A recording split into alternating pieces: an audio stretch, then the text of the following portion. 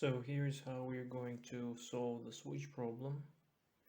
If you remember, I had a switch here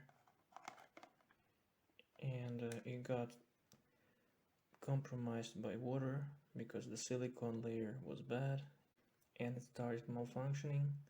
So I removed it from here and I have two contacts here. And you can see them on the other side better. These are 2 points that need to be connected to start this receiver.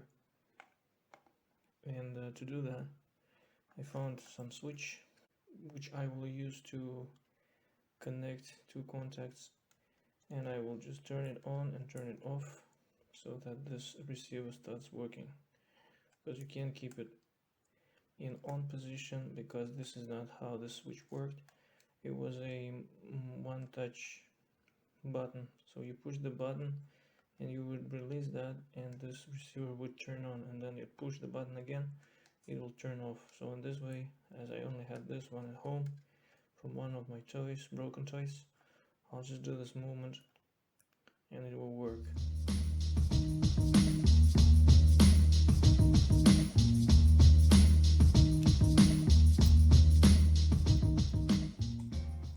And the idea now is to put this into the car and seal it with silicone so that everything stays still inside of the car and the water doesn't go in. Trying to put a lot of silicone up to this level so that I can insulate the wires and keep them inside of the car sealed. Now the switch is also ready. I soldered the wires to the switch and we'll check the resistance if it works. I turn it on and it shows resistance. When I turn it off,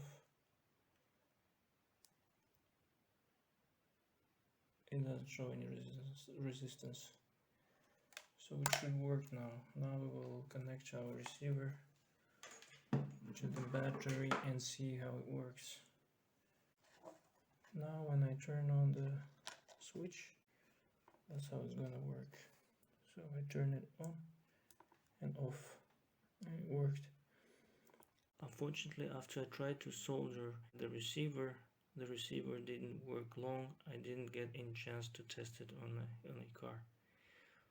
And theoretically it should have worked.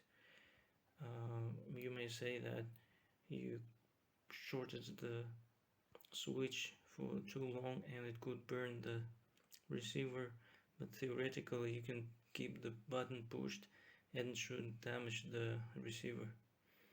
So by unknown reason it didn't last long. Maybe I made a mistake by touching the skin with the bare hands, and electrostatic could have killed it.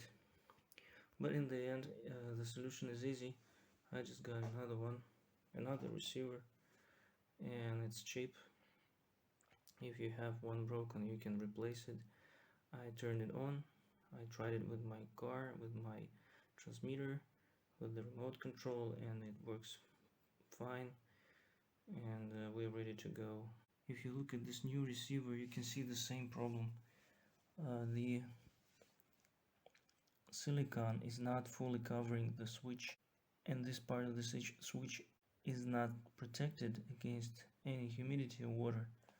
So my next challenge would be to impermeabilize the switch and change its location. Normally it is located in this compartment here, and it's very close to the bottom. When you drive this car in water goes in and it compromises the switch in the end, because whenever the water touched the switch, in my case, the car would start having problems and I would have to dry the car to continue driving it.